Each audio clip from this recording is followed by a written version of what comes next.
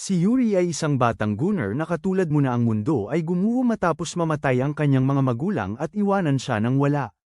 Gayunpaman, nagbago ang lahat nang may kakaibang katulong na lumipat sa kanya at nagsimulang gawin ang lahat upang mapasaya siya.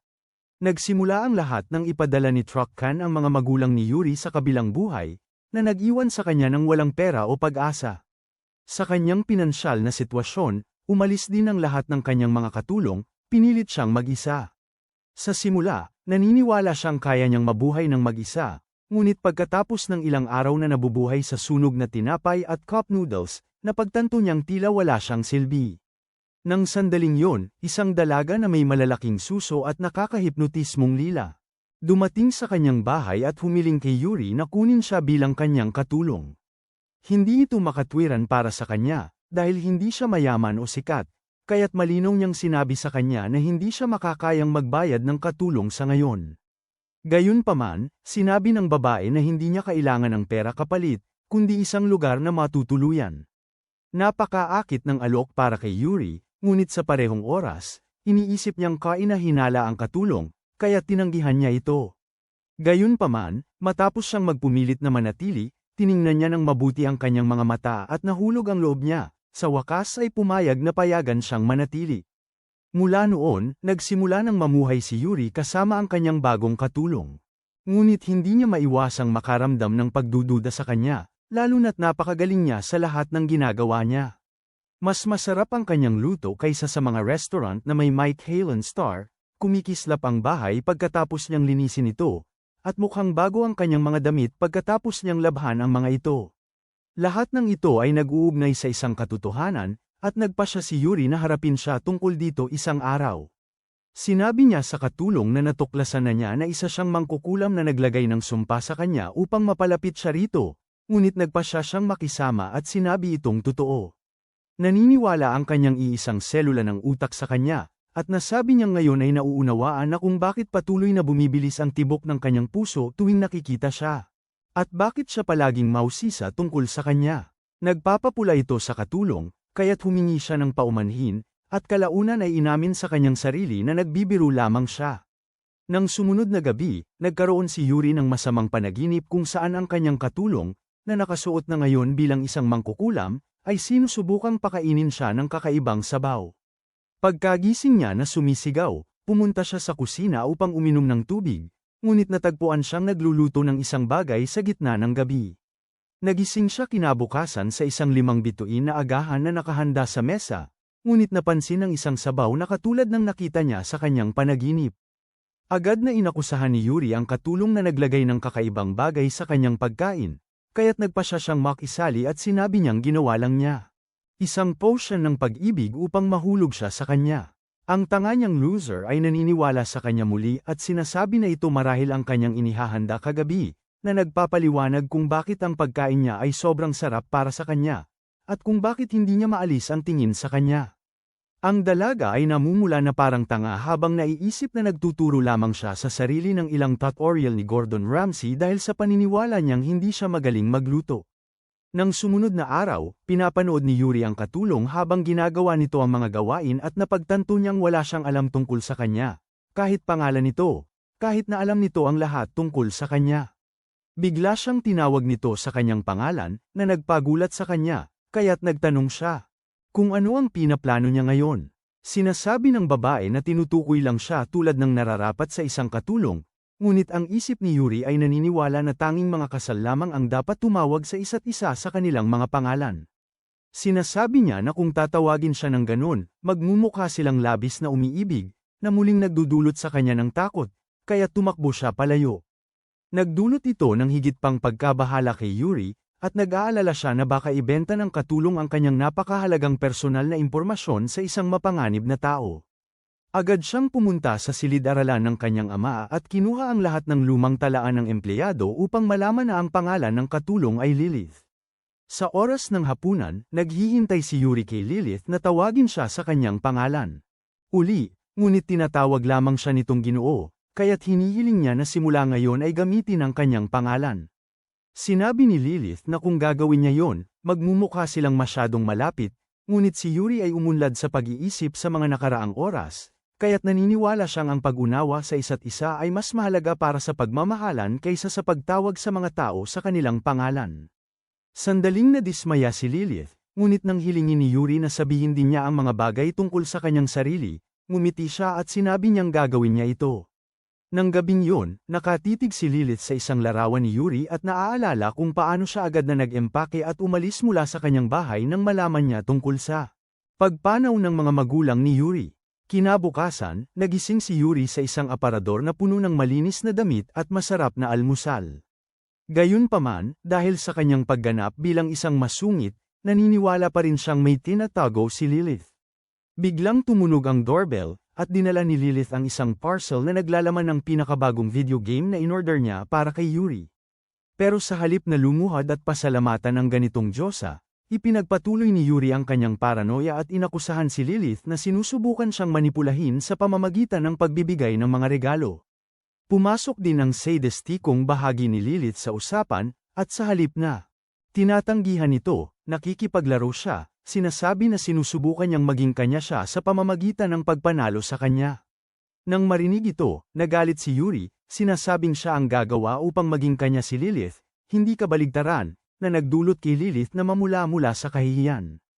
Nang sumunod na araw, patuloy na pumapasok si Lilith sa silid-aralan ni Yuri gamit ang iba't ibang dahilan, kaya't sinabi niya sa kanya na manatili sa silid, dahil ayaw niyang maramdaman nitong nag-iisa siya. Matapos ang ilang oras ng pananatili, umalis siya sa isang dahilan, ngunit hindi mapigilan ni Yuri ang kanyang pagka-curiosity, kaya't sinundan niya siya. Natagpuan niya siyang nagtatanim ng mga lihim ng kanyang bahay at napansin itong kaina-hinala. Gayunpaman, mabilis niyang naisip na gusto lang niyang makipaglaro sa isang pusa. Habang pinapanood niya siyang ngumiti at gumawa ng mga tunog ng pusa, tumalon ang puso ni Yuri. Sa mga sandaling yon, napansin din siya ni Lilith at tinanong kung gusto ba niyang hipuin ang pusa, ngunit tinanggihan ito ni Yuri. Nagbiro siya kung gusto ba niyang siya rin ay hipuin, ngunit sobrang nabigla si Yuri na aksidenteng inamin niyang natatakot siya sa mga pusa, bago sinabi sa kanya na mas cute siya kaysa sa pusa, kaya mas gusto niyang hipuin siya. Habang namumula si Lilith, tumalon ang pusa mula sa kanyang kondongan at nagsimulang humihis kay Yuri, na malinaw na nagulat sa kanyang sigaw. Nakita ito ni Lilith at nag-alok na tulungan si Yuri na malampasan ang kanyang takot sa mga pusa. Ngunit sinuong ni Yuri ang hamon at sinabi niyang kaya niya ito mag-isa, dahil siya ang may-ari ng bahay na ito. Nakita ni Lilith na nakakatawa ito, kaya't iniwan niya siya mag-isa, habang muling nakatuon si Yuri sa pusa. Nakakita siya ng foxtail plant malapit, at ginamit yon upang makipaglaro sa pusa. Gayunpaman, nang tila hindi gagana ang kanyang munting freak, dumating si Lilith na may mga natirang isda at sinabi sa kanya na pakainin ang pusa gamit yon. Mukhang epektibo ito, ngunit bago pa man tuluyang mahaplos ni Yuri.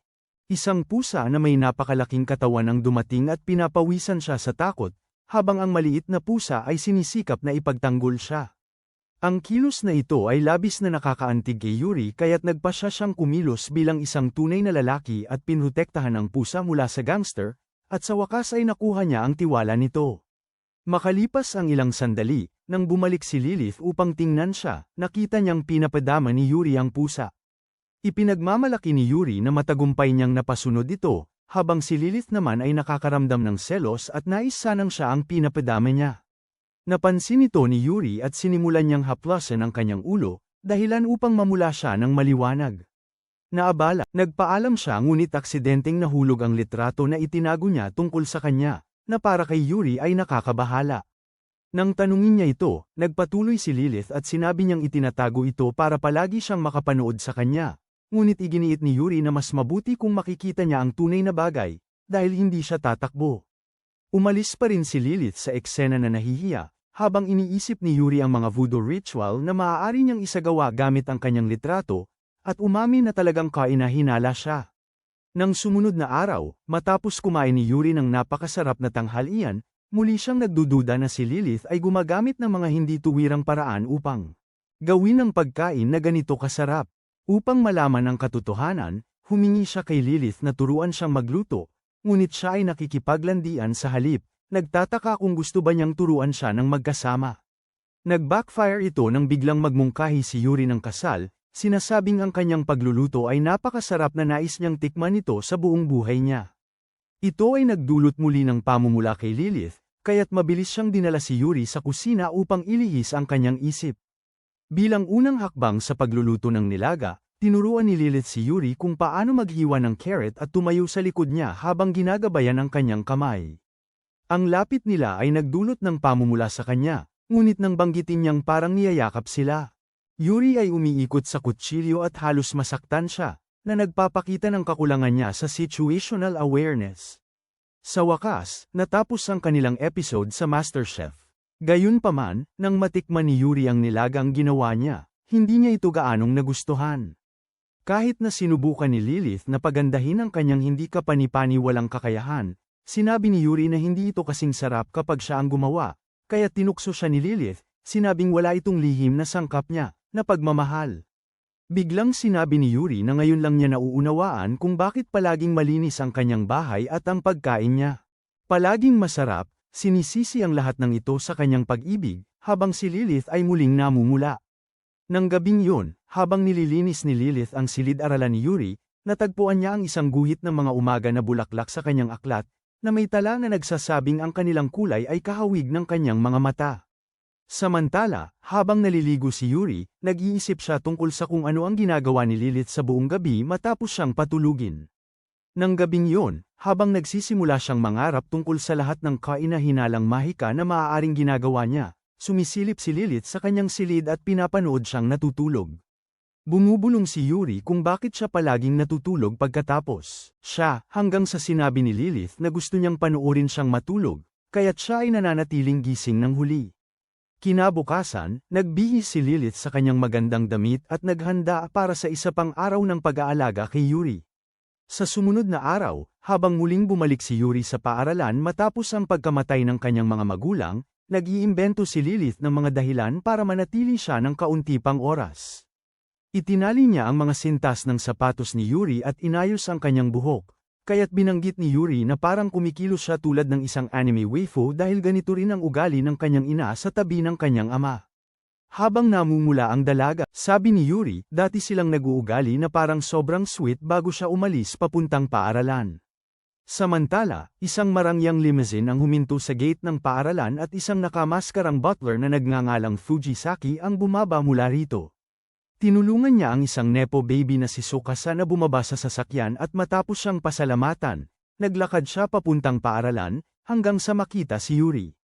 Agad niyang naisip na kamakailan lang ay namatay ang mga magulang nito at nagtataka kung namimiss pa ba niya ang mga ito, habang si Yuri naman ay iniisip kung gaano kaod ang ugali ni Lilith kaninang umaga. Nang pumasok siya sa silid-aralan, nagsimula ng magbulungan ang lahat tungkol sa pagkamatay ng kanyang mga magulang. Kaya tahimik na umupo si Tsukasa sa tabi niya at naaalala ang kanilang unang pagkikita.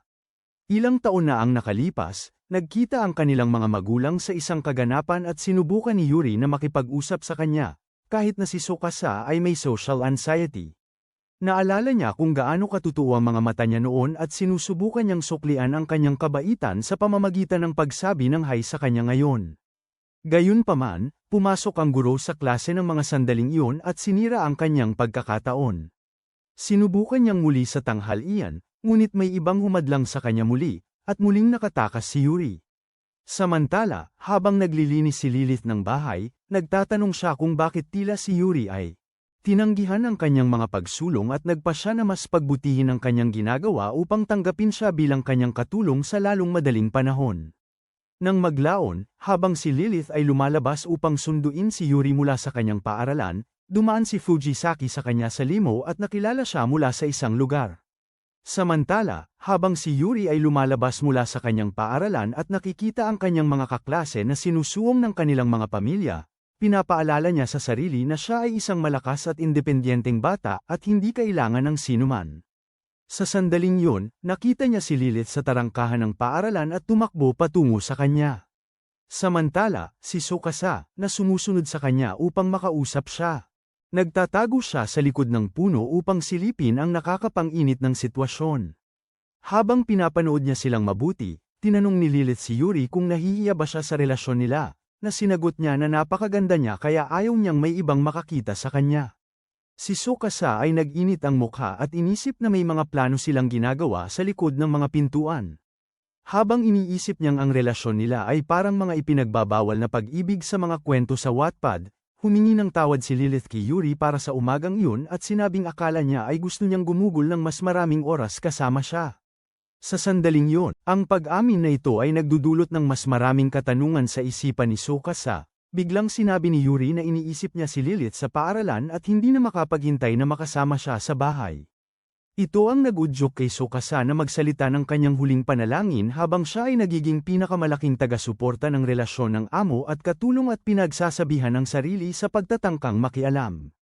Sa mga sandaling yon, biglang napahinto si Fujisaki mula sa likuran at tinanong kung bakit hindi siya pumapasok sa sasakyan. Itinuro ni Tsukasa si Yuri at Lilith, at sa wakas ay nagtagpo ang mga mata ni Fujisaki kay Lilith. Magalang na bumati si Lilith kay Fujisaki at umiyak, bago kay Tsukasa, humihiling sa kanya na patuloy na maging mabuting kaibigan kay Yuri. Matapos mangako si Tsukasa, umalis si Lilith, na pinuri ang kanyang mainit na kasuotan ng katulong. Gayunpaman, bago siya makapagtanong kay Fujisaki tungkol sa kanyang estilo sa pananamit, sinabi ni Fujisaki na hindi niya ito gagawin kahit 1,000,000 taon. Kinabukasan, pumunta si Lilith sa supermarket upang bumili ng mga grocery at aksidenteng naiwan ang kanyang telepono sa bahay. Pagbalik ni Yuri mula sa paaralan, hindi niya siya mahanap kahit saan, kaya ipinagpalagay niyang naglalaro siya ng taguan. Mabilis niyang sinabi na lumabas siya, dahil wala siyang gana maglaro, ngunit nang siya hindi lumalabas, inaakala niyang nag-shopping na siya. Sa pagkawala ni Lilith, nagpasya si Yuri na tamasahin ang kanyang oras mag-isa kasama ang mga merienda at matatamis na inumin. Samantala, nagdesisyon si Lilith na magluto ng soy fish para sa hapunan, ngunit kahit matapos ang pagbisita sa maraming tindahan, hindi niya ito matagpuan sa mga supermarket sa kanilang lungsod. Ipinaliwanag ng mga tindero na kakaunti na lamang ang isdang ito at agad itong nauubos, na nagbigay diin sa kanya na hindi niya ito matatagpuan dito. Sa huli, nagtungo siya sa susunod na lungsod upang bilhin ito. Sa kabilang banda, nagsimula ng mag-alala si Yuri tungkol kay Lilith at nagreklamo tungkol sa kung paano hindi man lang siya nakipag-ugnayan sa kanya kahit na nahuhuli na siya. Matapos magmukmak ng kaunti, tinawagan niya siya sa kanyang telepono, ngunit natagpuan itong nasa bahay. Dito lumalala ang kanyang paranoia at natatakot siyang baka iniwan na rin siya nito. Samantala, sa wakas ay natagpuan ni Lilith ang isdang hinahanap niya, ngunit nang mapagtanto niyang sobrang late na, nalaman niyang hindi niya dala ang kanyang telepono. Sinubukan niyang makauwi ng mabilis, ngunit hindi dumating ang boss sa loob ng 1 buong oras. Habang siya ay nag-aabang ng may pag-aalala, nakita siya ni Fujisaki sa hintuan ng bus habang bumibili ng mga gamit para sa Tsukasa. At inaalok siya ng sakay pauwi. Sa kanilang daan, tinanong ni Fujisaki kung bakit hindi na lang binili ni Lilith ang isda sa kanyang lokal na pamilihan, at nalaman niyang wala ito doon. Tinanong niya si Lilith kung talagang iniisip niyang ayos lang na nandito siya, na sinagot naman ito na magiging maayos siya. Pagdating sa bahay, habang unti-unting nararamdaman ni Yuri ang labis na kalungkutan, dumating si Lilith at agad siyang humingi ng tawad dahil sa hindi pag-contact at sa pagka-late, tanging upang makita siyang umiiyak. Tinanong niya kung gumagamit siya ng kanyang mahika, dahil dito ay hindi siya makapagpahinga kapag wala siya. Nang wala siya rito, maayos lang siya, kahit sa madilim at nakahiwalay na mansyon na ito. Ngunit mula nang dumating siya, hindi niya maiwasang makaramdam ng pagkabahala kapag wala siya. Bigla siyang nagalit at sinabing hindi siya makabubuhay nang wala siya, kaya't hindi na siya pinapayagang umalis muli. Lubos na nahihiya si Lilith sa pahayag na ito, kaya't maingat niyang kinuha ang kamay niya at inamin na nagbigay siya ng sumpa sa kanya, bago binati siyang makaligtas ng 1 araw nang wala siya. Samantala, gumuhit si Tsukasa ng isang sketch na inspirasyon ng Barbie at tinanong si Fujisaki kung isa sa alang-alang niyang magsuot ng daring na damit tulad nito. Gayunpaman, sumagot siya na magiging nagsusumite ng kanyang liham ng pagbibitiw ngayong gabi, dahil hindi siya sapat na binabayaran ng kanyang mga magulang para tiisin ang kanyang mga problema. Ilang araw ang lumipas, naaalala ni Lilith na lumipat siya kay Yuri dahil nais niyang lumaki itong malusog at masaya. Gayunpaman, ang tanging lumalaki ay ang kanyang pagdududa sa kanya. Naniniwala siyang upang matiyak na hindi ito makakaapekto sa kanya ng negatibo, kailangan niyang malaman pa ang tungkol sa kanya, kaya't sinimulan niyang subaybayan ang bawat galaw nito. Habang nagiging full-time na stalker siya, Sa wakas ay nagalit si Yuri at sinabi sa kanya na tigilan na ang pagsunod sa kanya, kung saan sinabi ni Lilith na patas lamang yun dahil sinusundan din siya nito. Gayunpaman, ang walang isip na talunan ay inakusahan lamang. Siya ay palaging nakakatuwa. Nang bumalik siya sa kanyang mga paa, nag-init ang mukha ni Yuri at sinabi niyang hindi niya siya maiiwanan dahil lagi siyang nagkakamali. Nang sumunod na araw, habang si Lilith ay nalulumbay dahil sa kanyang mga nabigong pagsisikap na magmukhang matanda para suportahan si Yuri, tinanong niya ito kung napapagod ba siyang panoorin siya. Gayunpaman, nagbalik ito sa kanya at sinabi niyang hindi niya maiwasang panoorin siya dahil anuman ang gawin niya. Napakaganda siya sa mata niya. Ang katotohanan ay nagiging mahirap hawakan, kaya't nagtago siya sa isang silid, habang namumula at nangangako na siya ang magiging dahilan upang mapahanga si Yuri sa susunod. Nang sumunod na araw, habang naglalabas siya, napagtanto ni Lilith na pinapanood na naman siya nito, kaya't sa pagtatangkang magmukhang maaasahan, sinabi niyang alam niya ang tungkol sa mga nararamdaman nito.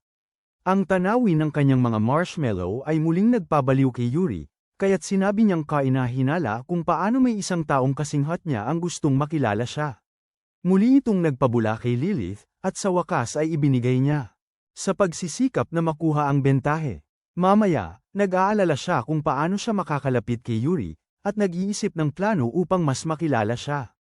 Tinanong niya kung pwede silang maglaro ng magkasama, at nang makita ang nakakaakit na ekspresyon sa kanyang mukha, sinabi ni Yuri na hindi nila kailangang maglaro ng kahit ano para siya ay magsaya, dahil palagi siyang masaya tuwing nandyan siya.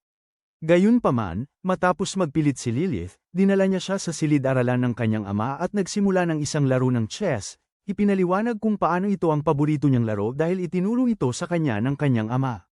Habang nagpapatuloy ang kwento tungkol dito, ipinaliwanag niya na kahit bagaman mahal na mahal siya ng kanyang mga magulang, palagi silang abala at hindi gaanong nagkakaroon ng oras para sa kanya. Sa isang flashback, nakikipagtalo si maliit na Yuri sa kanyang ina dahil gusto niyang makipaglaro sa kanyang ama. Ngunit ipinaliwanag niya na abala ito at imbes ay inalok siyang turuan kung paano magluto. Pinapaalala ni Yuri sa kanya na mas masahol pa ang kanyang kakayahan sa pagluluto kaysa sa isang sanggol, kaya nangako siyang gagawa siya ng pinakamainam na puding kailanman at umalis sa silid. Nagbigay ito sa kanya ng pagkakataong sumiksik sa opisina ng kanyang ama, at nang makapasok siya, tinanggap siya ng kanyang ama at tinuruan siya ng chess.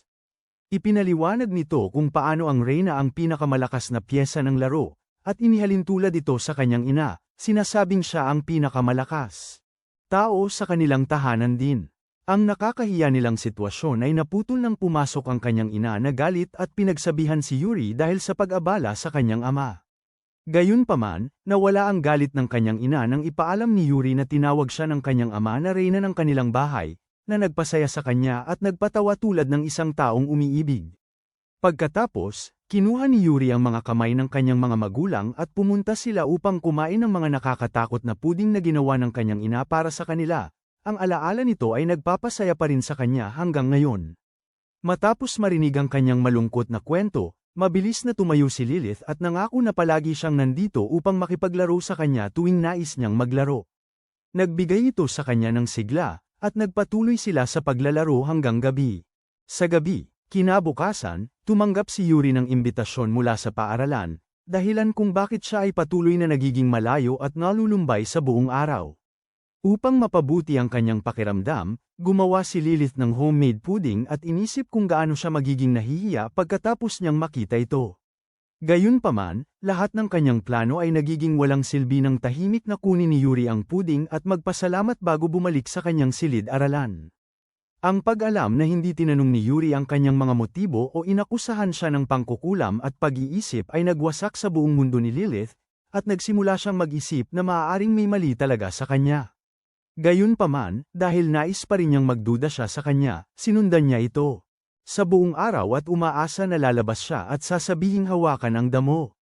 Ngunit matapos talikuran ni Yuri ang kanyang presensya, nagsimula siyang mag-isip na nawala na siya ng interes sa kanya at may iba nang natagpuan. Sa mga sandaling yun, lumabas si Yuri mula sa kanyang silid at ibinigay kay Lilith ang isang dokumento na parabang hatol ng kamatayan para sa kanya mula sa malayo. Gayunpaman, ito ay isang imbitasyon sa isang open house event sa kanyang paaralan. Sinabi ni Yuri kay Lilith na dahil pinapayagan ang mga katulong at kasambahay na dumalo sa kaganapang ito, napakahalaga nito para sa kanya kung makakadalo siya, dahil siya lang ang mayroon siya.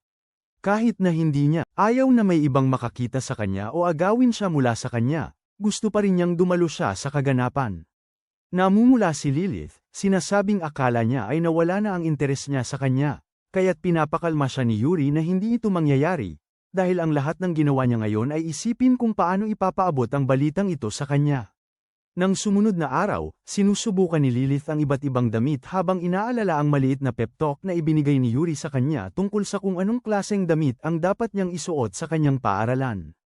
Ayon sa kanya, hindi siya dapat magsuot ng anumang magarbo dahil magiging labis na naaakit ang lahat ng ibang Gunners sa kanyang klase. Kaya't sinusubukan ni Lilith ang isang damit na nagpapakita sa kanya na parabang madre at isa pang damit na nagpapakita sa kanya na parabang isang pala, hanggang sa tuluyan na siyang sumuko sa paghahanap ng tamang damit. Kinabukasan, habang nag-aalala si Yuri kung nahanap ba ni Lilith ang tamang damit para sa kanya, nakita niya ang isang magkasintahan na dumaan sa kanya, na nagpapaalala sa kanya ng kanyang mga magulang. Lumabas na kahit mahal na mahal siya ng mga ito, bihira silang dumalo sa kanyang mga kaganapan sa paaralan dahil sobrang abala sila. Sa kalaunan sa klase, sabik na naghihintay si Yuri kay Lilith na dumating, ngunit kahit maraming mga magulang ang pumasok sa klase, hindi pa rin siya dumarating. Muli siyang tinamaan ng paranoia, kaya pinapaniwalaan niya ang sarili na kahit hindi siya dumating, siyang sapat ang lakas upang makasurvive mag-isa. Ngunit sa mga sandaling yun, bumukas ang pinto at pumasok si Lilith, nakasuot ng uniforme ng butler, at lumiwanag ang mukha ni Yuri. Samantala, naaalala ni Lilith kung paano niya hiningi kay Fujisaki na pautangin siya ng ilang damit sa huling sandali, na labis niyang ikinagalak. Nang gabing yun, habang naglalakad pa uwi sina Lilith at Yuri nang magkasama, humingi siya ng tawad dahil sa pagka-late, ngunit nagpasalamat si Yuri sa kanya sa pagdating at sa pagpapasaya sa kanyang araw. Sa kanilang tahanan mamaya, sinabi ni Yuri kay Lilith na para siyang diva sa uniformeng yun ng butler, na nagpasakit ng kanyang puso. Ilang araw ang lumipas, habang tumatakbo si Yuri, ang bahay na parang baliw, tinanong ni Lilith kung nakalimutan ba niyang uminom ng kanyang mga gamot, at nalaman niyang malapit na ang kanyang taunang palaro. Nang malaman ito, nag-alok si Lilith na tulungan siyang mag-ensayo at nagsimula siyang umawit ng isang nakakahiya na cheer, na talagang cute para kay Yuri. Sinabi niya na kung patuloy siyang mag-cheer para sa kanya, tiyak na mananalo siya sa unang pwesto. Gayunpaman, mas gusto niya kung hindi siya mag-cheer para sa kanya kapag nasa paaralan sila, dahil baka magkaroon din ng paghanga sa kanya ang ibang mga kaklase. Kinabukasan ng umaga, bumisita si Lilith sa kanyang paaralan upang sunduin siya, ngunit pinaalala ni Yuri na siya ay malakas. Isang independenteng batang lalaki na kayang umuwi ng mag-isa. Sinabi ni Lilith na namimiss siya, at bigla na lang niyang sinimulang sabihin kung gaano siya nag-iisip tungkol sa kanya sa buong klase, na nagpasimula kay Lilith na mamula at mabulol na sabihin na baka mabaigo siya sa baitang na ito kung magpapatuloy ito. Samantala, si Tsukasa ay nakamasid sa kanila mula sa malayo, humahanga sa kung gaano sila ka-cringe, nang biglang lumitaw si Fujisaki mula sa likuran niya at sinabi sa kanya na simulan ng kumilos tulad ng isang ginang. Sinabi ni Tsukasa na hindi niya kailanman mauunawaan ang puso ng isang gunner kung patuloy siyang kikilos tulad ng isang constipated gigachad palagi, nang biglang isuot ni Fujisaki ang kanyang mukha ng prinsipe at humiling kay Tsukasa na umuwi kasama siya. Agad na nahulog ang loob ng dalaga at hiniling kay Fujisaki na ipagpatuloy ang ganitong pag-uugali, ngunit siya ay matigas na tumanggi. Nang sumunod na hapon, namangha si Yuri sa pinakabagong merienda na ginawa ni Lilith para sa kanya. Ipinaliwanag niya na ito ay mga espesyal na biskwit na tinatawag na financiers, na hindi pa natitikman ni Yuri dahil kahit nagtatrabaho ng mabuti ang kanyang mga magulang, sila ay walang-wala. Sa mga sandaling yun, napansin ni Yuri ang isang notebook sa kamay ni Lilith at nalaman niyang kumukuha siya ng tala upang tulungan siya sa nalalapit na araw ng palakasan. Nag-alok din siya na ihanda isang personal na plano sa pagsasanay para sa kanya upang sanayin ang kanyang katawan bago ang pagsusulit, ngunit hindi nauunawaan ng birheng isipan ni Yuri na siya ay nagiging mapanukso. Kaya't pinasalamatan niya lamang siya at sinabi na excited na siya para sa sports festival ngayon. Nang sumunod na araw, sinubukan ni Lilith ang kakayahan ni Yuri sa throwball, ngunit nalaman niyang isa lamang siyang malalakas magsalita na walang kakayahan. Ipinakita niya kung paano ito gawin at nagawa ito nang walang kahirap-hirap. Gayunpaman, nang subukan ni Yuri na sundan ang kanyang halimbawa, humarang ang Giga Chad Cat mula kanina. Pagkatapos nito, tinuruan siya ni Lilith kung paano iposisyon ang kanyang katawan habang naglalaro ng tug of war, ngunit nabigurin si Yuri dito ng labis. Si Lilith, pinapakalma siya na ito ay unang araw, at sa kalaunan ay matututo siya, na sinasang-ayunan din ni Yuri. Pagkatapos, tinatansya niya siya habang nag-eensayo para sa 100 metrong karera habang binibigkas ang isang panloob na monologo tungkol sa kung paano niya mapapahanga si Lilith sa malaking araw. Gayunpaman, ang kanyang pagkakataon na magpakitang gilas ay nasira muli ng Giga Chad na pusa, na patuloy pa ring kumukuha ng paghihiganti para sa natirang isdang hindi niya nakuha. Nang gabing yun, habang si Yuri ay nahiga sa kanyang kama pagkatapos ng isang buong araw ng pagpapatunay na wala ni isa sa kanyang mga ninuno ang may atletikong likas, inalok siya ni Lilith ng buong katawan na masahe. Nagsimula siya sa kanyang mga binti, at hindi makapaniwala si Yuri kung gaano siya kagaling sa kanyang mga kamay, kaya tinatanong niya kung isa rin ito sa mga voodoo spell niya. Sabi ni Lilith na hindi, dahil alam lang niya kung ano ang nagpapasaya sa kanya. Hanggang sa biglang sabihin ni Yuri na gusto rin niyang malaman kung ano ang nagpapasaya sa kanya, na nagpasimula ng pamumula kay Lilith. Mula sa susunod na araw, walang tigil na nag-eensayo si Yuri para sa kanyang sports festival, habang sinusuportahan siya ni Lilith sa abot ng kanyang makakaya. Samantala, nakipagkita si Suokasa kay Fujisaki at hiniling na samahan siya sa sports festival, dahil magiging abala ang kanyang mga magulang at ayaw niyang mag-isa. Upang dagdagan ang dramatikong epekto, umiyak siya at sinabi na sa huli, isa lamang siyang batang babae na nais ng atensyon ng kanyang mga magulang. Agad na hinawakan ni Fujisaki ang kanyang mga kamay at nangako na dadalo sa festival kasama siya, na labis na nakapagpabuhos ng emosyon kay Suokasa kaya't niyakap siya nito. Sa pagkakataong yun, aksidenteng nahulog ni Suokasa ang bote ng peking luha na ginamit niya upang lokohin si Fujisaki, na nagpasama ng loob sa butler. Sa araw ng sports festival, nagising si Yuri ng mas maaga kaysa inaasahan at sumilip sa kusina, tanging makita si Lilith na naghahanda ng lunchbox para sa kanya ng alas 5. Sa umaga, matapos ang tahimik na pagbalik sa kanyang silid, nagbihis si Yuri para sa araw at humiling kay Lilith na magsuot ng kahit anong komportable siya para sa sports festival. Nang sumapit ang araw, habang nagsisimula ang festival, mental na inihahanda ni Yuri ang kanyang sarili para sa tug of war, habang masaya si Suokasa sa tiwala na nakikita sa kanyang mukha. Gayunpaman, may ilang mga bully na walang trabaho na lumapit at sinabi kay Yuri na huwag silang padalhin sa pagkatalo dahil sa kanyang malas, na nagpasama ng loob kay Suokasa. Ngunit agad na sinagot ni Yuri ang mga ito, na nagbigay ng kuryusidad kay Suokasa kung saan nagmumula ang kumpiyansang yon. Sa sandaling yon, napansin niya, si Lilith ay nasa mga upuan, sumisigaw para kay Yuri, at sa wakas ay nauunawaan niya ang kabuuan ng sitwasyon. Gayunpaman, ang kanyang mga inosenteng pantasya ay mabilis na nagiging mas matanda nang sabihin ni Lilith kay Yuri na kung siya ay mananalo, siya ay bibigyan ng gantimpala. Napagtanto ni Suokasa na kailangan niyang suportahan si Yuri sa laban na ito dahil nais niyang magtagumpay ang kanyang pinakamalaking barko, ngunit nang batiin niya ito ng good luck, napansin ni Yuri na dumudugo ang kanyang ilong at sinabi sa kanya na kailangan niya ng propesyonal na tulong.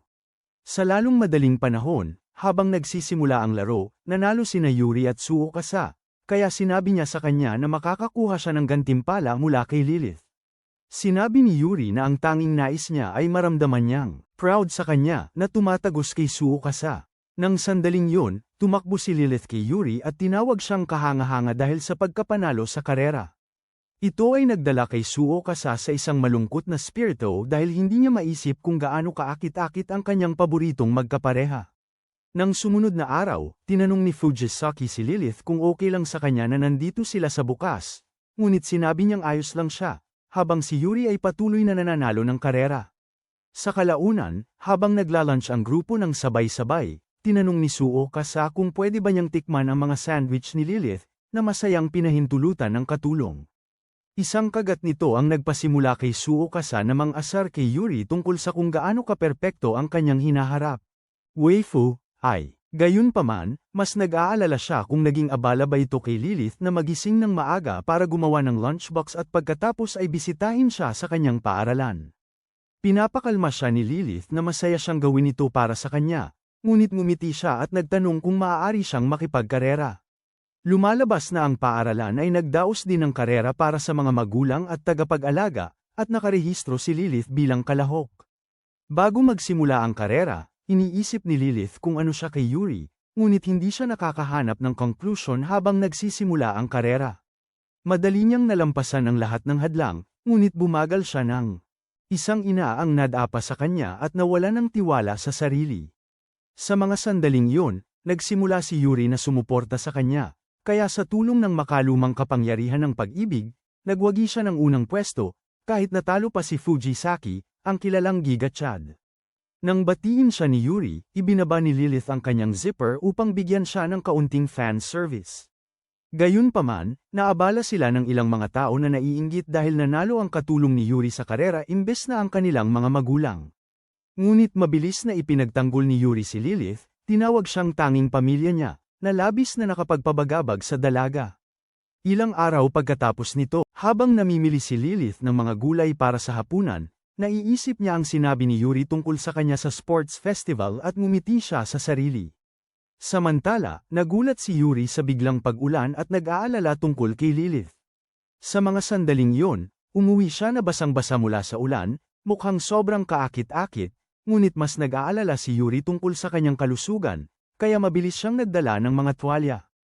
Nang panasa niya ito, tinanong ni Lilith kung gusto ba niyang maligo kasama siya, ngunit agad siyang tinanggihan ng hanggal, sinabing hindi nila ito magagawa hanggat hindi sila kasal. Alam niyang ang pagtanggi, ang alok na ito ay magiging bangungot niya hanggang siya ay 75. Umalis si Yuri, iniwan si Lilith na naguguluhan sa biglaang alok ng kasal. Kinabukasan, nang dalhan siya ni Lilith ng tsaa, nilunok niya ito ng may pagkasuka dahil aksidente niyang nilagyan ng asin imbes na asukal. Humingi siya ng paumanhin sa pagkakamaling ito at agad na naglinis. Gayunpaman, hindi sinasadyang nahulog ang isang libro sa kanyang ulo, na nagdulot kay Yuri ng pag-aalala tungkol sa kanyang kalagayang mental.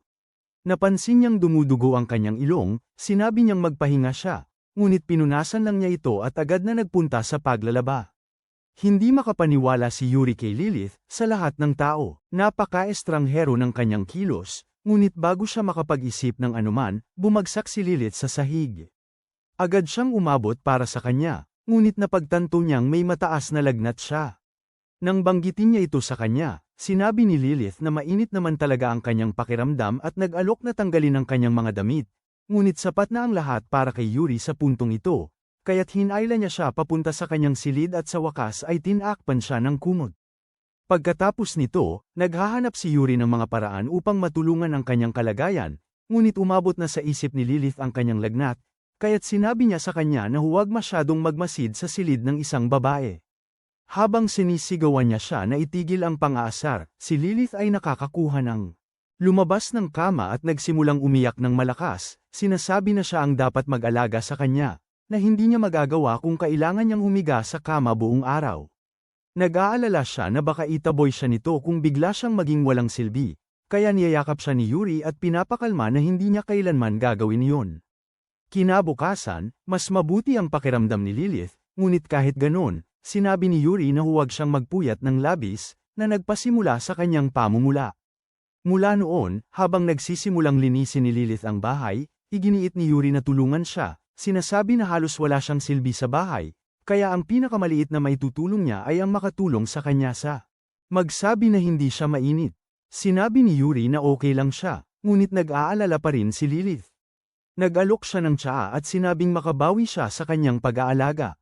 Habang nag-uusap sila, napansin ni Lilith ang kanyang mga mata na tila pagod, kaya't nagpasya siyang magpahinga muna sila. Ay nakatingin sa kanyang mga nakalantad na balahibo, nagtataka siya kung paano hindi siya giniginaw. Ipinaliwanag ni Lilith na nagsusuot siya ng ganitong mga damit upang mapansin niya ang kanyang mga pambabaeng alindog, ngunit inihagis ni Yuri ang kumot sa kanya at sinabi na magtakip siya upang hindi siya magkasakit muli. Ilang araw ang lumipas, inimbitahan ni Suwakasa sina Yuri at Lilith sa kanyang Halloween party, na nagbigay daan kay Lilith upang magtanong kung masyado bang naging malapit sila ni Suwakasa kamakailan. Naguguluhan si Yuri, kaya't sinabi ni Lilith na napakaganda ng pagiging kaibigan nito sa kanya, na nagpasimula ng pamumula kay Yuri. Bumalik siya sa proyekto at nang si Lilith, sinasabi niyang gagawin niya ang costume ng matalino sa kamay, hindi niya maiwasang humanga sa kanyang galing. Ngumiti siya at tinanong kung anong uri ng bato ang nais niya sa kanyang tungkod, ngunit humiling si Yuri na siya na lang ang pumili para sa kanya. Tinanong niya kung ano ang isusuot niya, na nagpasiklab sa kanyang mapanlikhang bahagi, na nagbigay daan sa pag-iisip kung gusto ba niyang makita siyang nakasuot ng kakaibang costume. Hindi inaasahang sumagot si Yuri na oo, malinaw na hindi nauunawaan ang kanyang pang-aakit, na nagdulot kay Lilith na mamula. Nang dumating ang malaking araw, nagbihis si Lilith bilang isang kakaibang dragon, habang si Yuri ay nagbihis bilang isang matalino mula sa Hogwarts. Knock-off na uniforme, bumabati si Suwakasa sa kanila, nakasuot bilang isang gender-bent na Prinsipe Charming, habang si Fujisaki ay patuloy na ginagampanan ang papel ng isang constipated na sidekick. Ang kanilang pagsasama ay muling nagpasiklab ng mga kainahinalang pantasya ni Suwakasa, ngunit sa huli, tinanggap niya sila sa kanyang bahay, na pinalamutian ng lahat ng matatamis na maaaring makita.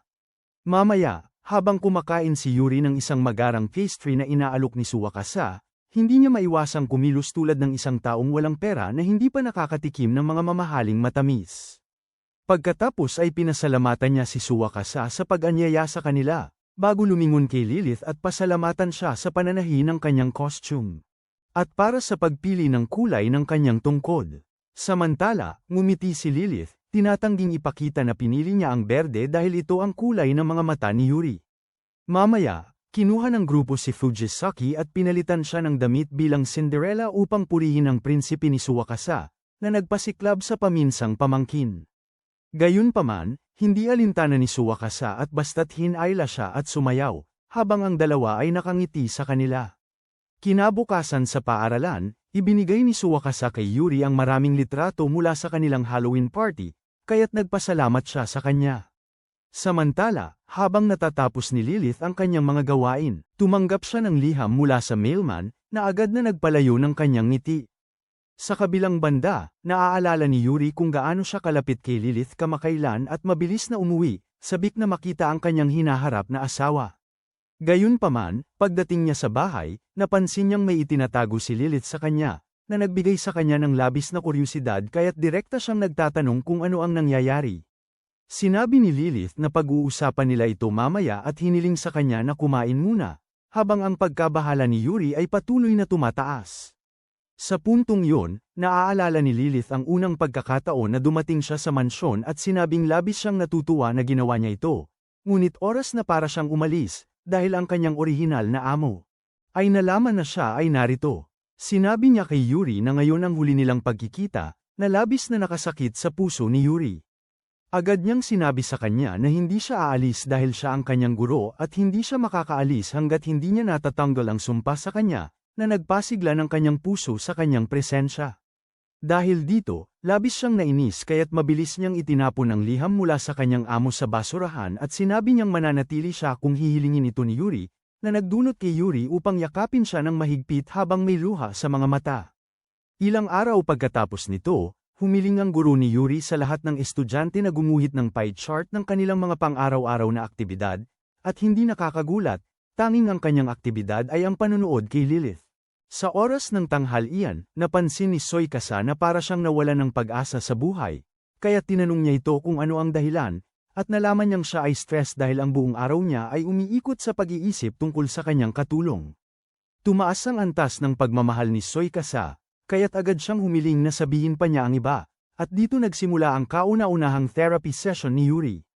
Nagsimula siya sa pag-alala kung paano nagpapabilis ng tibok ng kanyang puso at nagpapakaba sa kanyang dibdib si Lilith, na nagdulot ng pag-agos ng dugo mula sa ilong ni Suwakasa. Agad niyang inayos iyon at hiniling na magbahagi pa siya, ngunit patuloy si Yuri sa pagsasalita tungkol sa kung gaano niya gusto ang panunood sa kanya habang nagtatrabaho, lalo na ang kanyang mga violet na mata na talagang humihila sa kanya. Gayunpaman, ang kanyang napapansin mula sa lahat ng ito ay may pagdududa si Lilith, na labis na ikinabahala ni Suwakasa. Agad siyang nagbibigay ng kanyang dalubhasang opinyon tungkol sa kanyang kakaibang kalagayan at ipinaliwanag na siya ay umiibig, habang pinupuri ang mga Diyos ng Wattpad dahil pinapayagan siyang isakatuparan ang kanyang mga pantasya sa totoong buhay. Si Yuri, sa kabilang banda, ay hindi pinapansin ang kanyang diagnosis at patuloy na nagsasalita tungkol sa kung paano siya masaya kapag siya ay masaya, at kapag siya ay nakikipag-usap sa ibang tao, nararamdaman niyang siya ay isang toxic at selosong kasintahan. Nakikinig si Soykasa sa lahat ng ito ng may kuryosidad, ngunit pagkatapos ay sinabi niyang maaaring may sakit siya. Nalubos na nakakagulo sa kanya. Nang maglaon, mahinahon niyang ipinaliwanag na ang kanyang kalagayan ay hindi isang sakit, kundi isang bagay na nabasa niya sa kanyang mga tunay na aklat na inspirasyon mula sa Wattpad, kaya't maaari niyang sabihin ng may kumpiyansa na ang nararamdaman niya ay pag-ibig. Gayunpaman, sa halip na mamula at maging defensibo, naguguluhan si Yuri, nagtataka kung ano ba talaga ang pag-ibig. Pagkatapos ay umuwi siya kay Lilith, na sinisikap ng husto na makipag-flirt sa kanya, sinasabi na siya ay nalulungkot nang siya ay wala. Gayunpaman, tuluyan siyang binignored ni Yuri at naglakad lampas sa kanya, naliligaw sa kanyang mga iniisip. Nag-aalala si Lilith na baka tapos na siya kay Yuri dahil sa kanyang kakaibang mga kilos, kaya't sinubukan niyang muli at nag-alok. Pagsaluhan ng kanyang lunch, ngunit hindi ito pinansin ni Yuri, nataliwas sa kanyang karaniwang reaksyon. Nag-aalala siya, kaya't hinawakan niya ang kamay ni Yuri at nagtataka kung may sakit ba siya o ano, na nagdudulot kay Yuri na magtanong kung bakit niya iniisip yun. Halos sabihin ni Lilith na dahil hindi siya nawala ng ulirat nang ialok niya ang sarili sa kanya para sa tanghalian, ngunit masyadong malakas ang tunog ng mga sirena ng pulisya sa kanyang mga tainga, kaya tumahimik siya. Sa halip, tinanong niya kung ano ang nasa isip nito, ngunit sinabi ni Yuri na ito ay isang lihim, na nagdulot sa kanya ng pagkalito.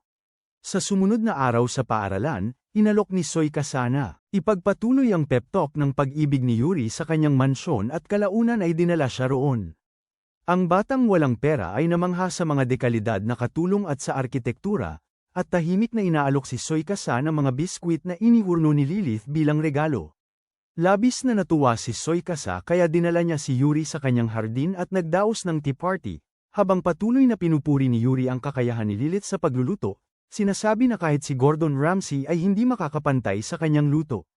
Nagbigay ito kay Soykasa ng ideya kung dapat ba nilang imbitahan si Lilith sa kanilang tea party, ngunit sinabi ni Yuri na hindi nila dapat gawin yon, kung hindi ay baka iwanan siya nito at lumipat kay Soykasa dahil mas malaki ang bahay nito at mas mayaman siya.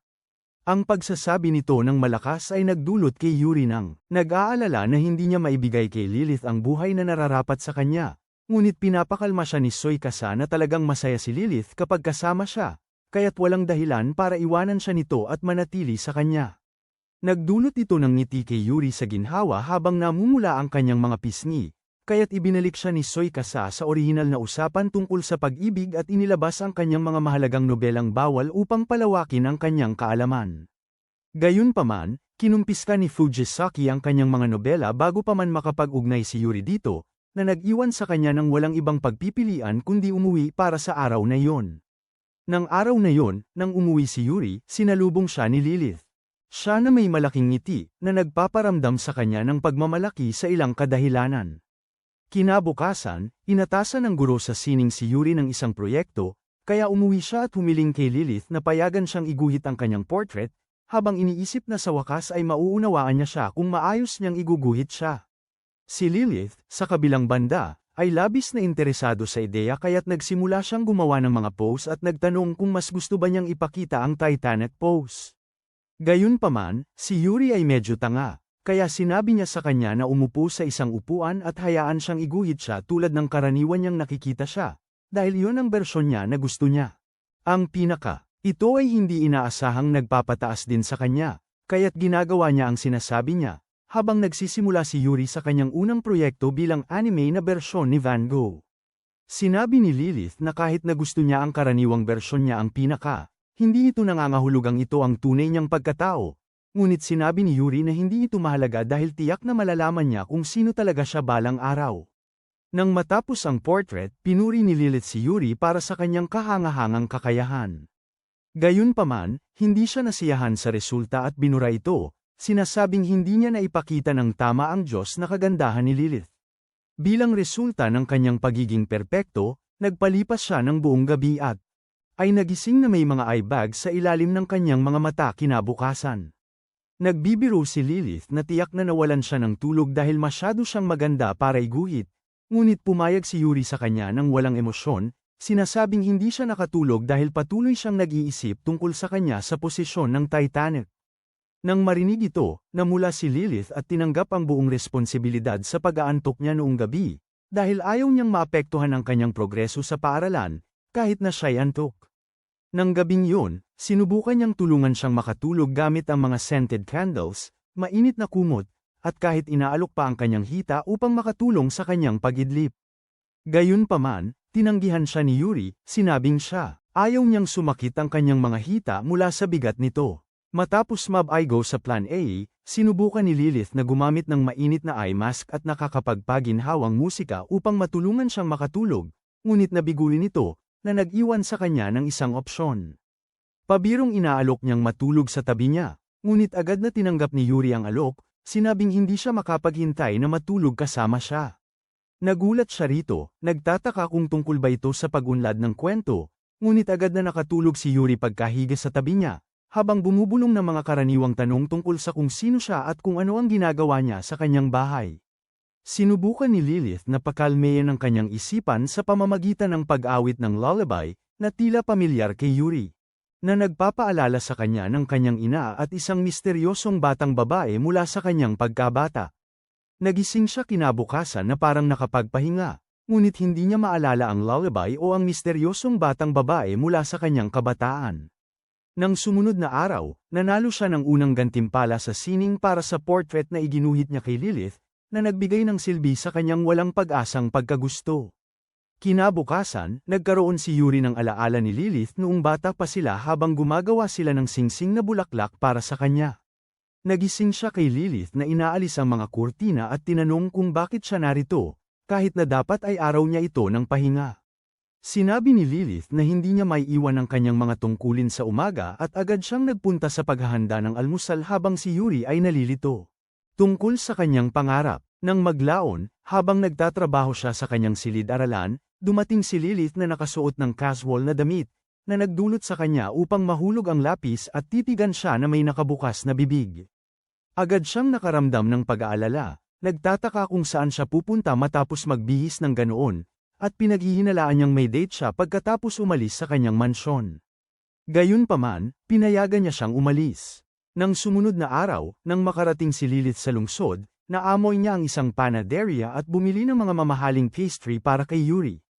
Pagkatapos, pumunta siya sa isang cafe kung saan naghihintay siya para sa inaasahan niyang date, habang labis siyang nag-iisip kung ano ang ginagawa ni Yuri mag-isa.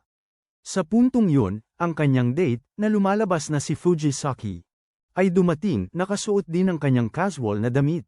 Ipinahayag ni Fujisaki na siya rin ay nasa kanyang araw ng pahinga, at pinagtatawanan si Lilith dahil sa pag-iisip kay Yuri sa kanyang araw ng pahinga. Nagdulot ito kay Lilith ng pag-aalala kung hindi siya nag-aalala kay Tsukasa, na sinang-ayunan ni Fujisaki, na nagsabing ang batang yun ay may sarili niyang mga hilig para aliwin ang sarili. Ang pahayag na ito ay nagbigay ng pagkabahala kay Lilith, dahil naniniwala siyang kakaiba na patuloy siyang nag-iisip tungkol kay Yuri, ngunit sinabi ni Fujisaki sa kanya na magpakatatag, dahil hindi naman ito ganoon kahalaga. Naalala ni Lilith ang kilalang masamang imahe ni Fujisaki. Binanggit niya na marami na siyang nagbago kumpara sa kanyang nakaraan, na nagbigay sa kanya ng hinala na nangyari ito pagkatapos niyang makilala si Tsukasa at nais niyang magbago para sa kanyang kapakanan. Hindi ito itinanggi ni Fujisaki at namula, sinasabing huwag siyang ikahiya ni Lilith. Pinayuhan din niya si Lilith na sa halip na tingnan ang mga relasyon ng ibang tao bilang salamin ng sarili niyang karanasan, dapat niyang subukang buksan ang kanyang puso kay Yuri, simula sa pagsisiwalat ng kanyang tunay na pagkatao sa kanya. Nabigla si Lilith dito, dahil hindi niya maisip na magagawa niya ito, ngunit inalala ni Fujisaki ang kanyang mga lumang araw bilang isang sertipikadong introvert at pinuri siya sa pagtuklas ng lakas upang pag-usapan ang kanyang mga damdamin. Justo noon, nagsimula siyang makatanggap ng mga mensahe mula kay Tsukasa, na humihiling sa kanya na ibahagi ang balita, kaya't kinuha ito ni Fujisaki bilang senyales na umalis. Gayunpaman, bago siya umalis, sinabi niya kay Lilith na panahon na para sabihin kay Yuri ang katotohanan tungkol sa kanyang sarili, na sinang-ayunan ni Lilith. Ngunit lumalabas na sinundan ni Yuri si Lilith matapos niyang isipin na makikita ito sa isang date, at narinig niya ang kanilang pag-uusap ni Fujisaki. Ang pagbubunyag na ito ay muling nagdulot ng pag-aalala sa kanya, at nagsimula siyang mag-isip ng labis tungkol sa mga maaaring itinatago niya. Justo noon, may isang ina sa malapit na nagsimulang kumanta ng isang. Nagsimula siyang makaramdam ng kakaibang damdamin para sa kanya. Habang nag-uusap sila, hindi niya maiwasang isipin ang mga alaala ng kanilang nakaraan, ang mga masasayang sandali na magkasama sila. Ang kanyang puso ay nag-uumapaw ng pag-asa at takot, sabik na malaman kung ano ang mangyayari sa kanilang dalawa. Naaalala ang pagkikita nila noong sila'y mas bata pa. Habang naguguluhan si Lilith sa pagbubunyag, sinabi ni Yuri na dinala siya ng kanyang ama sa kanilang bahay noong siya'y bata pa, at alam niya ang lullaby ng kanyang ina dahil inawit ito sa kanya. Nagtataka si Yuri kung bakit hindi siya sinabihan tungkol dito, kaya't sumagot si Lilith na ayaw niyang isipin niyang kakaiba siya. Sinabi rin niyang gusto niyang maalala siya ni Yuri ng mag-isa, kaya't hinawakan ni Yuri ang kanyang kamay. Nangangako na hindi niya siya kailanman kagalitan dahil sa isang napakabodong dahilan o kalimutan ang kwento ng kanyang pinagmulan. Habang nagkakasundo silang dalawa, sinubukan ni Yuri na muling likhain ang alaala ng paggawa niya sa kanya ng singsing mula sa mga bulaklak. Ngunit hindi nito naayos ang kanyang demensya. Sa sandaling yun, pinaalala ni Lilith sa kanya na siya ay nahuhuli na para sa paaralan, kaya't mabilis siyang naghanda at nagpasya na gumawa ng isa pang singsing para sa kanya mamaya. Sa paaralan, napansin ni Soykasa na ang mood ni Yuri ay kapansin-pansing bumuti, kaya't nagtataka siya kung mayroong nangyaring progreso si Yuri kay Lilith. Sinabi ng bata na natulog sila ng magkasama ng walang emosyon, na nagpadala kay Soykasa sa ikapitong langit, dahil hindi siya makapaniwala na si Yuri ay nakagawa na ng susunod na malaking hakbang habang siya ay nananatiling abala sa kanyang mga madidilim na nobelang romansa. Agad niyang tinanong kung kailan at saan siya umamin sa kanya. Ngunit nang hindi sumagot si Yuri, inisip niyang nagsimula na ang kanilang relasyon. Sa maling pagkakasunod-sunod, na lalong nagugulo ang kanyang chemistry sa utak. Kaya, muli niyang sinabi kay Yuri na siya, walang duda, ay umiibig sa kanyang katulong. Ito ang dahilan kung bakit siya labis na nagug-curious tungkol sa kung sino siya at kung ano ang ginagawa niya, at sa wakas, naintindihan ni Yuri kung ano ang ibig sabihin nito. Agad niyang kinuha ang kanyang bag at tumakbo pa uwi. Habang iniisip kung gaano niya kailangang sabihin kay Lilith na siya ay labis na umiibig sa kanya, upang maibsan ang ilan sa kanyang pagkabahala. Sa huli, natagpuan niya siyang nagwawalis ng mga dahon sa kanyang harapang porch at sinabi sa kanya na siya ay labis na umiibig sa kanya, kasama ang kanyang magandang boses na gumigising sa kanya at ang kanyang magagandang mata na humihipnotismo. Siya, namumula si Lilith habang ang mga sirena ng pulis ay nagiging mas malakas, ngunit sa kabutihang palad, bago pa man niya aminin na mahal din siya nito, may isa pang masamang tao na pumasok at sinabihan si Lilith na bumalik sa kanyang dating pinagtatrabahuhan agad. Ang babaeng walang trabaho ay si Natsumi, isang katulong na dati nang nakatrabaho ni Lilith sa kanyang lumang opisina. Matapos siyang gumawa ng eksena sa harap ng bahay ni Yuri, dinala siya ng magkasintahan sa loob at binigyan siya ng tasa ng tsaa. Gayunpaman, iginiit niyang dapat lamang bumalik si Lilith kasama siya at iwanan ang lugar na ito. Pinayuhan ni Lilith ang bata na magpakaseryoso, ngunit patuloy siyang nagsasalita tungkol sa kung gaano kababa ang mansion na ito at kung gaano ka-disappointing na isang katulong na kasing galing niya ay nagtatrabaho ng libre para sa isang tulad ni Yuri. Bagaman na-offend si Yuri sa palayaw, humihingi pa rin siya kay Natsumi na huwag kunin si Lilith mula sa kanya, dahil siya ang amo ng bahay at si Lilith ang lahat para sa kanya. Ngunit sa halip na maawa sa kanyang taos-pusong kahilingan, tinawag siya nitong walang kwentang bata na hindi kayang ibigay kay Lilith ang nararapat para sa kanya. Sinabi niya kay Yuri na hayaan si Lilith na sumama sa kanya at makuha ang dati niyang trabaho dahil, sa ganitong paraan, makakapagtrabaho siya sa isang maasahang adulto at makakakuha rin ng kita na nararapat para sa kanyang oras at pagsisikap. Gayunpaman, doon na makikialam si Lilith at magalang na sinasabihan si Natsumi na iwanan siya, dahil hindi na siya babalik sa lumang mansyon. Kahit gaano pa man siya subukan na kumbinsihin. Dahil dito, nagkaroon ng matinding pagkasira ng emosyon si Natsumi habang pinapaalala kay Lilith na siya ang nagmamalasakit sa kanya ng higit, hindi ang hipon na tinatawag niyang amo, bago niya sinabi na susubukin niya si Yuri tungkol sa kanyang kaalaman, o kakulangan nito, upang suriin kung siya ay angkop bilang namumuno sa bahay o hindi. Habang naghahanda si Yuri para sa kanyang mga mahihirap na tanong, sinabihan siya ni Natsumi na ipaliwanag ang teorya ng relativity sa kanya, na sinabi niyang hindi pa niya alam. Tinawag siyang bobo at taluna ni Natsumi, ngunit nang tanungin siya kung alam niya kung ano ito, siya'y naguguluhan din, nabibigo sa hakbang na ito.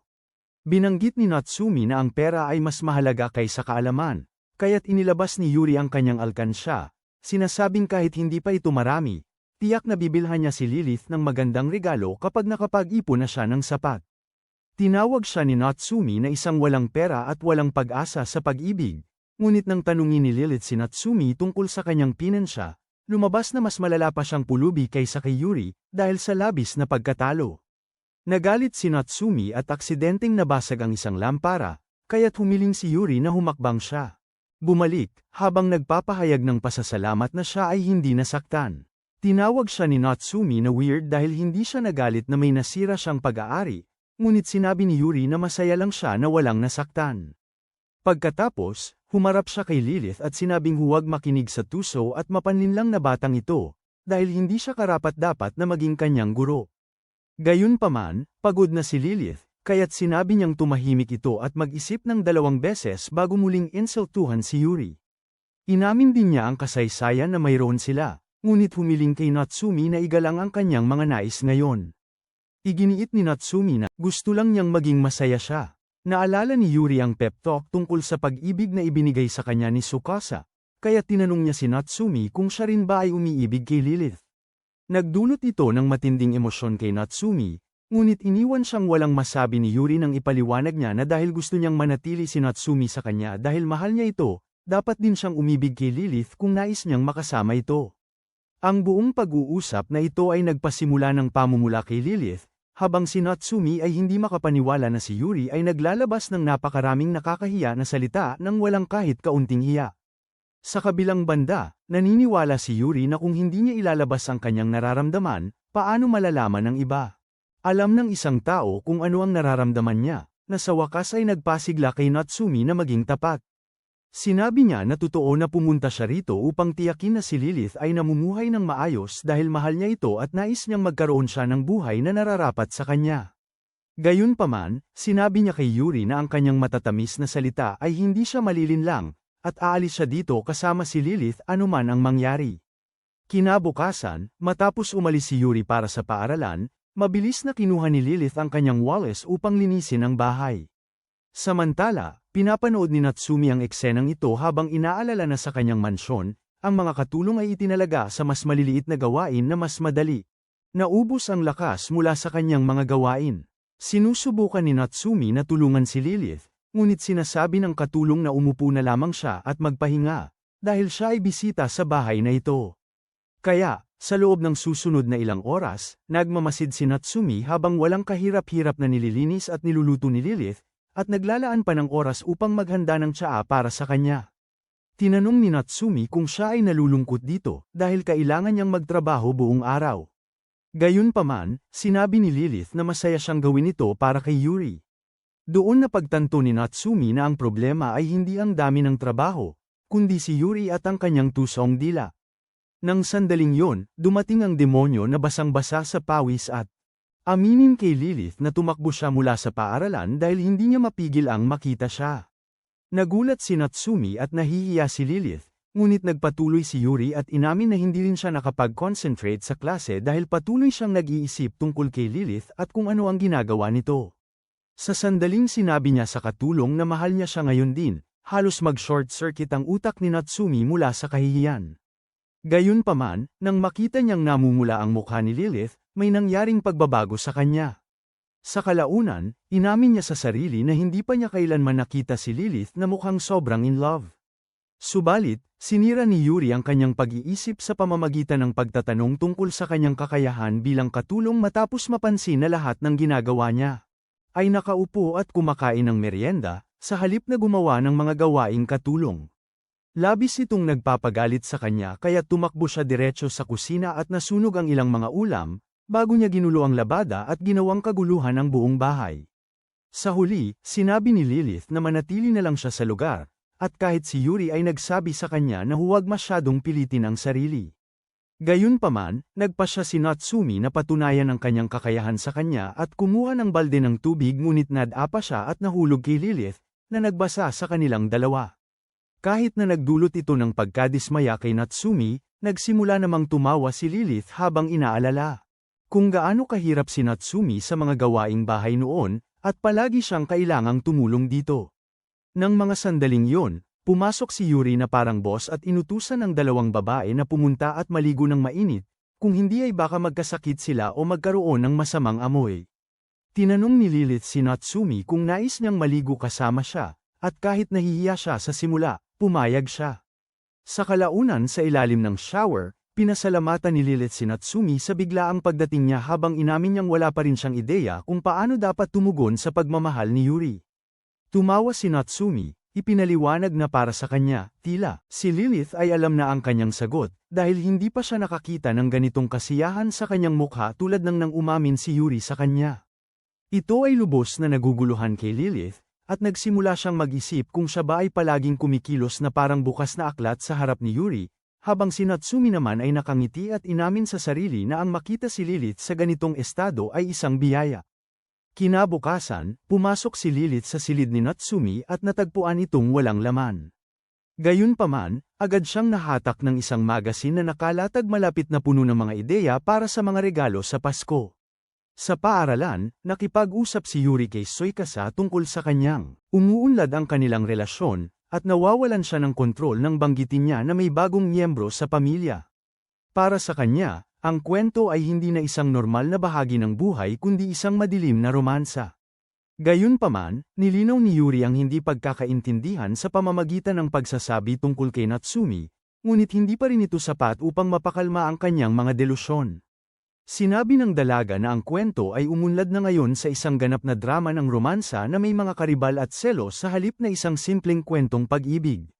Samantala, naghihintay si Natsumi kay Yuri sa labas, at nang makita siyang kasama ang isang babae, agad siyang nagsimulang magtanim ng mga akusasyon laban sa kanya.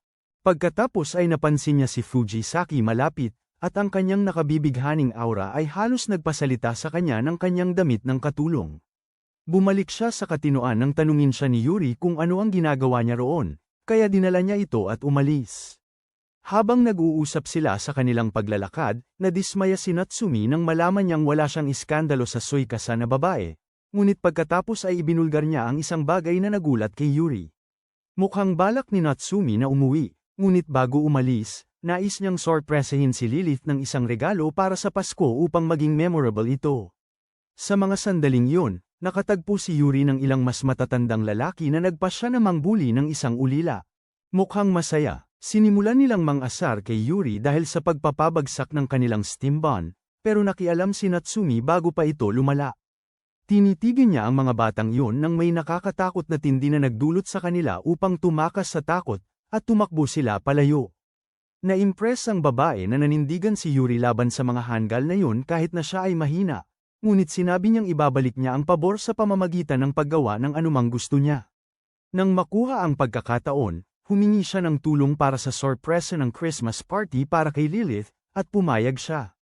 Pagbalik sa bahay, sinabi ni Lilith kay Natsumi na dapat sana ay sinabi niya kung balak niyang kunin si Yuri mula sa paaralan.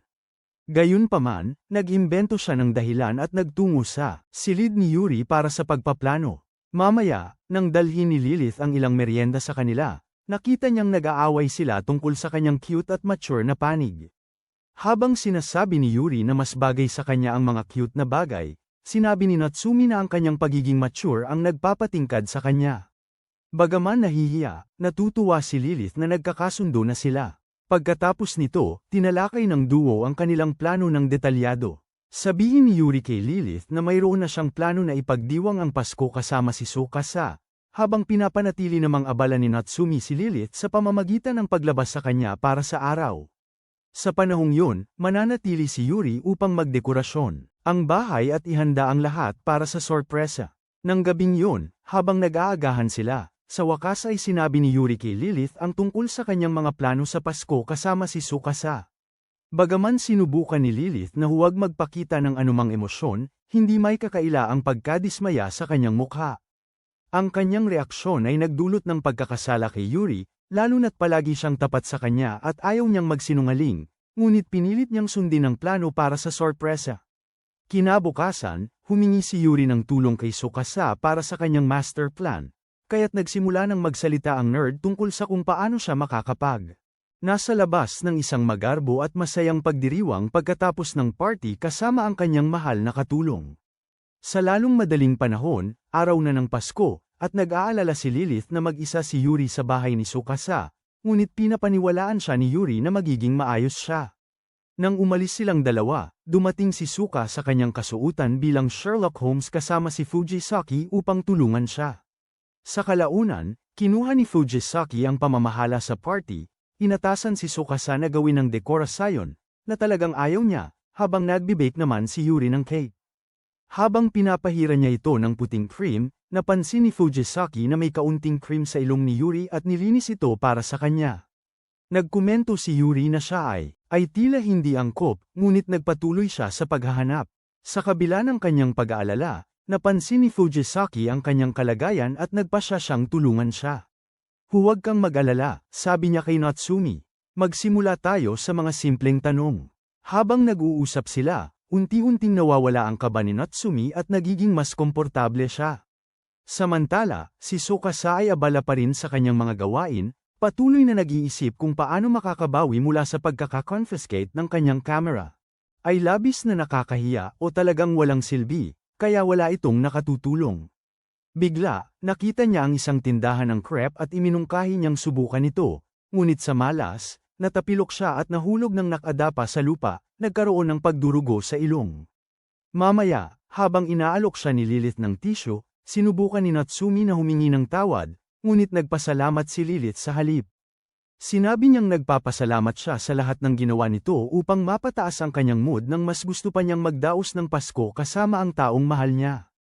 Ipinaliwanag ni Lilith na nakita niya ang kanyang magazine upang maghanap ng mga regalo at naisip niyang nais niyang ibigay ito sa kanyang mahal sa buhay. Sinubukan ni Natsumi na ipaliwanag na ito ay talagang para sa kanya, ngunit nagpasya siyang huwag gawin ito dahil masisira ang sorpresa. Ang dalawa ay nag-enjoy sa natitirang oras, at habang pauwi, ibinibigay ni Natsumi kay Lilith ang regalo na nakuha niya para dito. Binuksan ni Lilith ito at natagpuan ng isang magandang panulat na talagang nakapagpabagabag sa kanya. Sinabi ng dalaga na isulat siya ng mga liham paminsan-minsan gamit ang panulat na ito pagkatapos niyang makauwi, at nangako si Lilith na gagawin yon. Nang dumating sila sa labas ng mansyon, agad na nalito si Natsumi nang makita niyang naka-off ang lahat ng ilaw, na nagbigay ng kakaibang katahimikan sa buong lugar. Ngunit ilang segundo lamang, biglang umilo ang mga ilaw, na nagpapakita ng nakakabighaning mga dekorasyon ng Pasko na ganap na nagbabago sa mansyon. Nang lumingon ang dalaga upang makita ang reaksyon ni Lilith, napagtanto niyang bigla itong nawala. Agad na tumakbo si Natsumi papasok sa mansyon, tanging magugulat sa mga party poppers. Habang sinusubukan niyang unawain ang nangyayari, inamin ni Yuri na hindi niya kayang itago ang lihim at ibinulgar ito kay Lilith noong nakaraang gabi. Gayunpaman, may plano ang katulong na kanyang iminungkahi, na imbes ay bigyan si Natsumi ng sorpresa. Napagtanto ni Natsumi na siya ay nilalaro mula pa noon at nahulog sa lupa sa tuwa. Ngunit nang tanungin ni Fujisaki kung siya ay maayos, agad siyang bumangon. Sa loob ng ilang segundo, magalang na binati siya. Nagpasya ang mga kabataan na ibuhos ang lahat sa pagdiriwang, at mabilis na naging ganap na gulo ang party. Ginugol nila ang natitirang oras sa paglalaro ng mga laro at talagang sinira ang pagkain. Matapos ang party, si Tsukasa ay tuluyang nawala ng malay, mamarming ng mga kakaibang bagay habang natutulog, tila ang kanyang isipan ay nakadikit pa rin sa mood ng party. Si Fujisaki, sanay na sa ganitong kalokohan, ay simpleng kinuha siya sa estilo ng prinsesa. Bago umalis, pinasalamatan niya ang lahat, binanggit na nag-enjoy ng husto ang kanyang munting amo. Matapos matulog si Natsumi, si Lilith at Yuri ay sa wakas nagkaroon ng pagkakataong magkasama. Ang maliit na tagahanga ay pinuri ang katulong para sa kanyang acting na karapat-dapat sa Oscar, at sinabi niyang ito ay posible dahil sa kanya. Tinanong niya kung kailan niya ibibigay ang regalo kay Natsumi, at naalala niya kung gaano siya katagal nag-crochet ng magagandang pink na guwantes para dito. Habang siya ay mahimbing na natutulog, iniwan ni Yuri ang kanyang regalo sa tabi niya kasama ang isang tala, sabik na makita kung ano ang magiging reaksyon nito. Kinabukasan, si Lilith ay abala sa malaking paglilinis matapos ang Christmas party nang may isang sasakyan na huminto sa labas ng mansyon. Habang siya ay naghahanda ng merienda para kay Yuri sa kusina, tumunog ang doorbell, at binuksan niya ang pinto upang makita ang isang tao na tinatawag niyang master. Samantala, pauwi na si Natsumi kasama si Yuri, nagrereklamo tungkol sa pagkuha ng mga grocery na parang siya ay nahatulan sa mabigat na trabaho. Pinapaalala ni Yuri sa kanya na siya ang pumili nito dahil ayaw niyang maglinis, na nagpasimulang magpout sa batang babae. Sa kabila nito, binago niya ang paksa, pinasalamatan siya sa paggawa ng kanyang pagbisita na hindi malilimutan. Nahihiya siyang umamin na dahil sa kanyang mga pagsisikap, nagawa na niyang ipahayag ang kanyang nararamdaman kay Lilith, na nagbigay sa kanya ng lakas ng loob upang sa wakas ay aminin ang kanyang tunay na pag-ibig. Nagulat si Yuri dito, dahil akala niya ay kalaban niya ito mula pa noon, ngunit sinabi ni Natsumi sa kanya, na ang pagmamahal niya kay Lilith ay iba sa pagmamahal niya para sa kanyang amo. Samantala, nang ihain ni Lilith ang tsaa sa lalaki, sinabi nitong mag-relax siya, dahil dumaan lamang siya upang tingnan kung paano ang kalagayan ng mansyon at sila. Humingi ng tawad si Lilith para sa abalang naidulot niya noon, habang tinitingnan ng lalaki ang mansyon at napansin na sobrang linis nito bago itanong kung nagtatrabaho siya ng ganito dahil sa kanyang nakaraan. Dito nagpasya si Lilith na ibahagi ang isang malungkot na kwento at inihayag na noong bata pa siya, bigla na lang nawala ang kanyang mga magulang.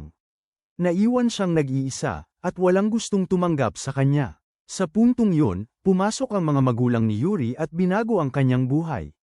Kinuha nila si Lilith at inalagaan siya na parang siya ay kanilang sariling laman at dugo, kahit inalok pa siyang manatili hanggat gusto niya.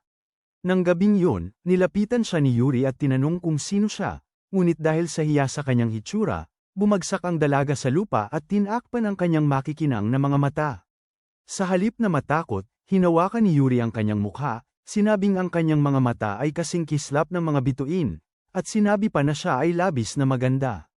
Mula noon, nagpasya siyang mag-aral bilang isang katulong at balang araw ay suklian ang kanilang kabutihan.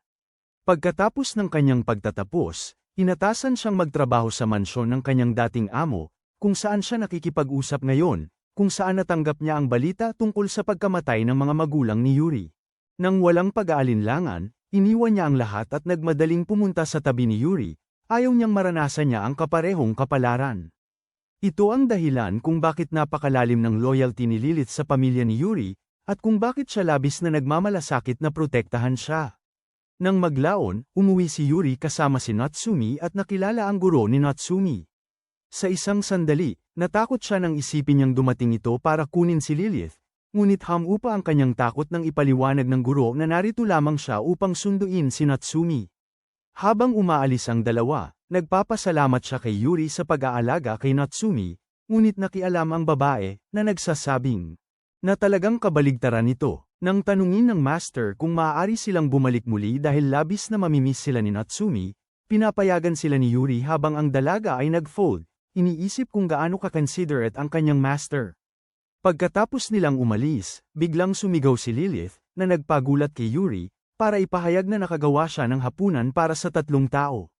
Sinabi ni Yuri na huwag mag-alala dahil kakainin niya lahat ito, pinuri ang kanyang masarap na luto, at hindi maiwasan ni Lilith na mamula. Nang gabing yun, habang kumakain ng hapunan, napansin ni Lilith na napakatahimik ng mansyon ngayon na wala na ang pasaway. Sinubukan niyang na siya ay nagbihis ng iba kaysa sa karaniwan. Sinabi ni Lilith na gusto niyang magmukhang espesyal para sa kanilang date. Habang naglalakad sila, napansin ni Yuri ang mga ngiti at saya sa mukha ni Lilith, na nagpaparamdam sa kanya ng init at kasiyahan. Patuloy silang nag-usap habang naglalakad, at ang mga sandaling iyon ay tila walang katapusan. Na naglaan siya ng dagdag na pagsisikap para sa kanilang unang date. Agad siyang pinuri ni Yuri, sinabing napakaganda niya, na nagdulot ng pagkabigla kay Lilith at nag-iwan sa kanya na namumula. Pagkatapos, nahirapan silang magdesisyon kung saan kakain, kaya sinabi ni Yuri na masaya siya sa kahit anong gusto niya. Naantig si Lilith dito at iminungkahi ang pagpunta sa isang kafe, at sabay silang pumunta roon. Gayunpaman, nakita sila ni Tsukasa mula sa kanyang sasakyan at agad na napagtanto na sila ay nasa isang date, dahilan upang siya'y magpanik ng labis at utusan si Fujisaki na sundan sila kaagad. Sa kasamaang palad para sa kanya, pinapaalala ni Fujisaki sa kanya ang leksyon sa piano na nakatakdang attendant, at umalis sila. Samantala, habang nagteteya sila sa kafe, tinanong ni Yuri si Lilith kung handa siyang samahan siya sa isang lugar na nais niyang puntahan, at pumayag siya. Nang sumunod na araw, dumating ang dalawa sa libingan ng mga magulang ni Yuri. Inamin ng bata na natatakot siyang pumunta rito ng mag-isa, ngunit ngayon nakasama niya si Lilith, parang kaya niyang gawin ang kahit ano. Matapos sabihin kung paano siya nagiging, bumalik si Yuri habang nagpaalam din si Lilith sa kanila. Nang maglaon, habang nasa tren sila, nahulog si Yuri, natutulog sa balikat ni Lilith. Sa lalong madaling panahon, nakarating sila sa bayan, kung saan humahanga si Lilith sa mga dekorasyon habang abala si Yuri sa paghanga sa kanya. Nang makita ni Lilith na nakatingin siya, humingi siya ng paumanhin dahil nahuli siya, ngunit sinabi niya na ayos lang yon. Pagkatapos ay inamin ni Yuri na masaya siya ngayon na siya ay kasama niya. Sinabi niya na dapat nilang pahalagahan ang lahat ng oras na maaari nilang magkasama ng buo, bago hawakan ang kanyang kamay at aminin na mahal niya ito. Nagpabula ang batang babae, ngunit para maging malinaw, tinanong niya siya kung anong uri ng pag-ibig ang nararamdaman niya para sa kanya. Sinabi ni Yuri na hindi pa niya ito alam, ngunit handa siyang alamin ito sa hinaharap. Inamin din ni Lilith na siya ay nakakaramdam ng init tuwing kasama siya at labis siyang humahanga sa kanya, hindi dahil siya ang kanyang amo, kundi dahil siya mismo. Habang naglalakad silang magkasama, magkahawak kamay, napagtanto ni Lilith na ganito na ang kanyang nararamdaman mula sa kanilang unang pagkikita. Umaasang patuloy na mamahalin siya ni Yuri kahit alam nito ang lahat tungkol sa kanya. Kinabukasan, ang buong lugar ay natatakpan ng nyebe, kaya't nagpa siya si Yuri na gumawa ng snowman. Gayunpaman, lumabas siya at natagpuan niyang nauuna si Lilith dito. Sa kabila nito, gumawa siya ng isa pa, at napansin ni Lilith na cute ito dahil ginaya niya ang kanilang itsura. Just then, sinabi ni Yuri na siya ay paggawa ng marami sa kanila at nagsimula ng gumawa ng ilang snowman habang si Lilith ay namumula sa gulat, napagtanto na hindi niya alam kung ano ang ginagawa niya sa kanya. Dito nagtatapos ang komplikadong buhay pag-ibig ni Yuri. Mag-iwan ng like kung nagustuhan mo ang video, at mag-subscribe para sa mas marami pang kahanga-hangang recap.